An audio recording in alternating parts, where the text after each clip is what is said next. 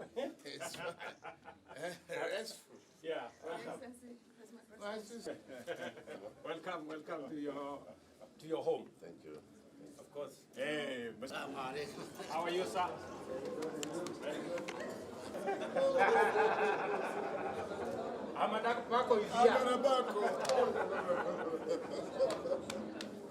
We are a busy continent that is going places.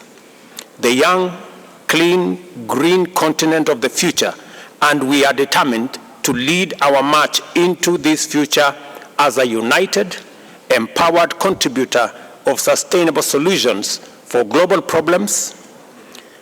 We are reasoning together, generating effective solutions together, implementing them together, facing our challenges head-on together, making progress and getting results. This is what has brought Africa's implementation leadership to Nairobi, and the sum total of the agenda of the 5th Mid-Year Summit. I want to celebrate all of you who are here today, not just for making time to be here, but also for the work you do every day in taking the Pan-African Unity Project forward. For this is what the integration agenda is all about. Whether we are talking about regional economic communities or mechanisms or the broader continental effort, the unity of African people is our primary goal. I commend His Excellency President Abdel Fattah al-Sisi, President of the Arab Republic of Egypt, for successfully chairing the Heads of State and Government's Orientation Committee, which has effectively steered AUDA-NEPAD in its momentous breakthrough in achieving the Agenda 2063 aspiration of consolidating regional and continental integration. I also thank President al-Sisi for successfully hosting the African COP, or the Implementation COP as it was called, the last conference of state parties to the United Nations Framework Convention on Climate Change at Sharm el-Sheikh in Egypt. In November last year, it was at this COP that Africa firmly revealed to the world a new determination to project a clear, forceful, and united voice and claim its opportunity to contribute to resolving humanity's most serious existential threat, that is climate change. These AU-REC success stories establish without any doubt that a lot of great work is being done all over our continent, and that in our time, African leadership is signaling urgency, focus, consistency, and determination to sustainably manage and solve prevailing challenges and develop robust instruments to anticipate and preempt future crises. With such commitment, we now have confidence to pursue sustainable development and shared prosperity, and expect that Agenda 2063 is now firmly on course. The most compelling signal that African integration is unstoppable and that it will open doors for unprecedented socio-economic transformation is the progress we have made in implementing the Africa Continental Free Trade Area. We must all be proud of this magnificent project, an historic achievement by and for ourselves, whose positive effects will reverberate throughout the world for a long time to come. I am not exaggerating. Let us consider the bare facts of the matter. This single mechanism has inaugurated the world's largest free trade area. Under it, 54 countries have agreed to create a single market with a population of 1.4 billion people and a GDP of US dollars 3.4 trillion. The free trade area is projected to lift 30 million people out of extreme poverty and boost incomes by 7%, or US dollars 450 billion by 2035.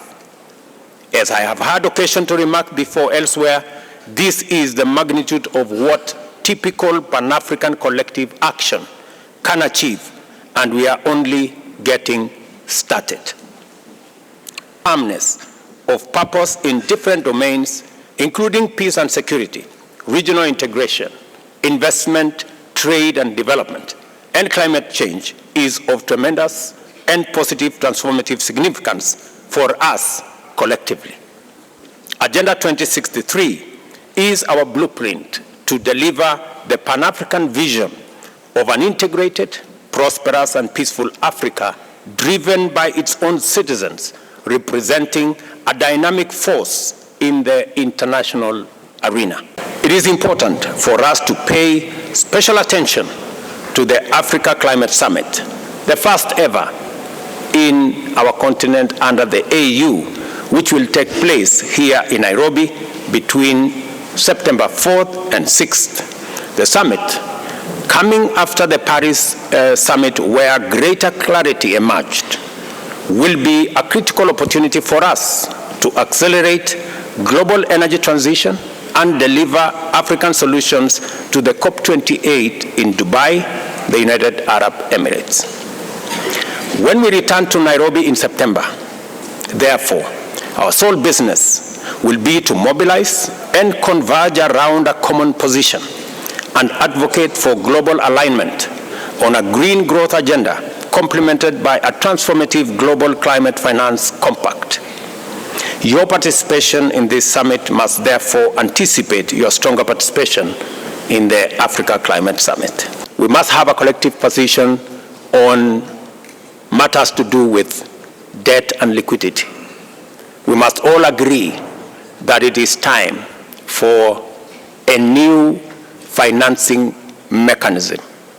The reform of the multilateral development banks is no longer about if, it is when that is going to happen, so that we can eliminate the current structure that is unfair to the majority of the people in Global South and especially in our African continent.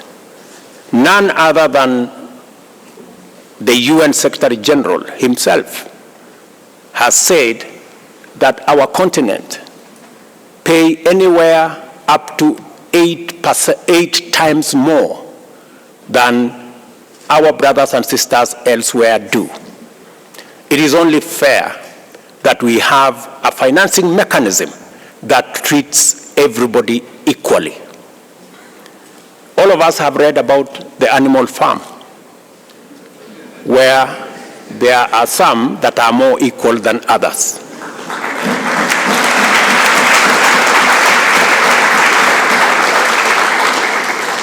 Our position is that we don't live in the animal farm, that we treat each other, and all of us are treated by a financial system equally.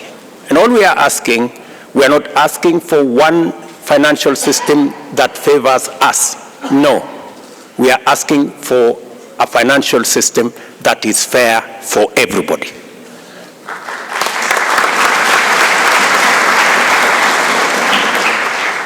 Part of the challenges we have of liquidity, part of the challenges we have in debt distress is actually caused by an unfair financial architecture that makes us pay interest more than others.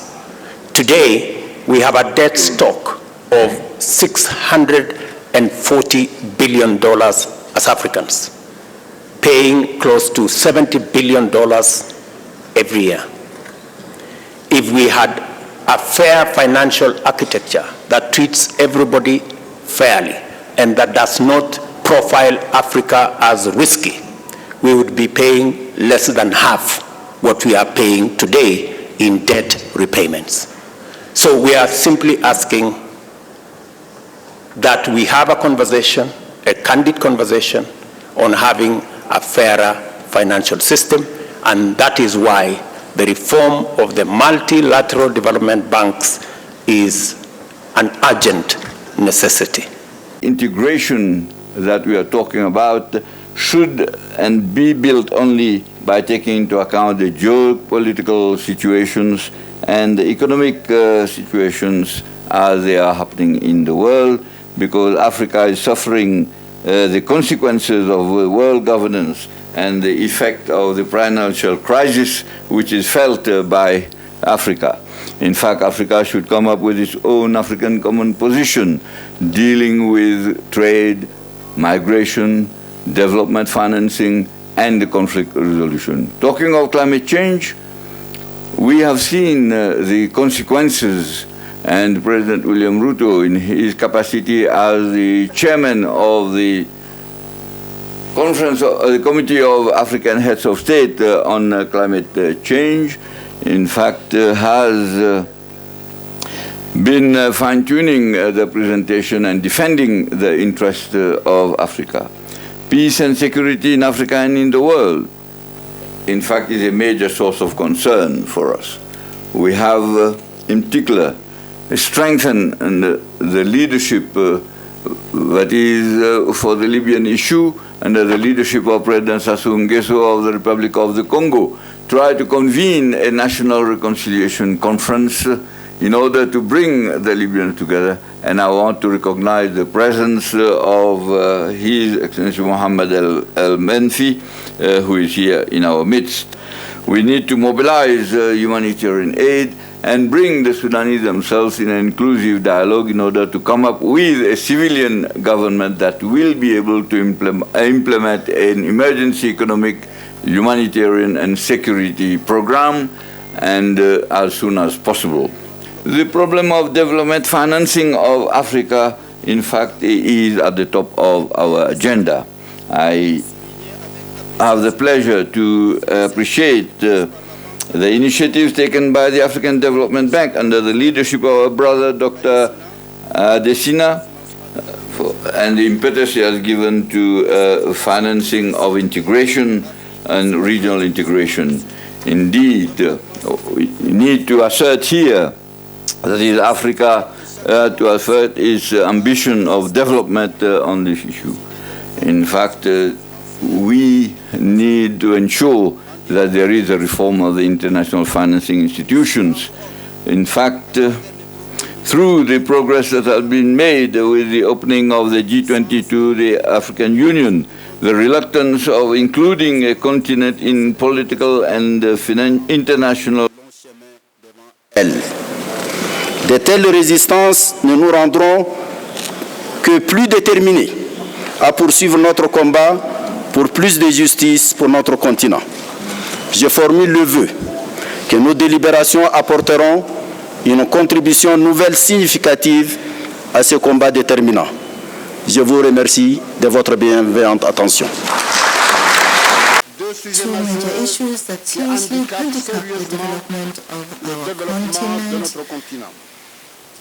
Throughout this journey, I have also been able to count on the invaluable collaboration of the chairman of the African Union Commission, our brother Mr. Faki Mohammed, and his teams, as well as on the support of the members of the conference bureau. I'd like to DRC, I'd like to extend my great thanks to the DRC. I'd like to express my sincere thanks to them all. Dear colleagues, ladies and gentlemen, the acceleration of the Continental Africa Free Trade CFTA, our significant progress over the past 6 months have confirmed once again and our conviction that this continental common market is a great opportunity to achieve the Pan-African vision of an integrated, prosperous and peaceful Africa. Currently, the achievements include, among others, the establishment of an adjustment fund through Exim Bank, already capitalized at $1 billion for the benefit of AFCFTA. Then on member states, the establishment of a guided trade initiative in October 2022, which has enabled the AFCFTA to adhere to this initiative. The operationalization of peace and the settling of payments which facilitate intra-Africa payments in African currency will then reduce the cost of currency transfers. As you can see, these are concrete actions that provide real grounds for hope, which is why I invite those member states that have not yet ratified and deposited their instrument ratification to do so as soon as possible. The achievement of our objectives are set out in Agenda 2063. We need to close ranks more than ever and to be able to face up to the challenges that are growing with each passing day. It's only together and driven by what we must henceforth be, which is our motto, African solutions to African problems, that we will achieve an Africa that is reconciled with itself, prosperous and open to the world. Strongly motivated by these principles, I remain confident that Africa and our Pan-African organization will be able to meet the challenges of our upcoming agendas, notably the Russia-Africa Summit, the Nairobi Summit on Climate Change, the G20 in India, and the COP28 in the United Arab Emirates. It's on this hopeful note that I declare open the 5th Media Coordination Meeting of our organization. I thank you.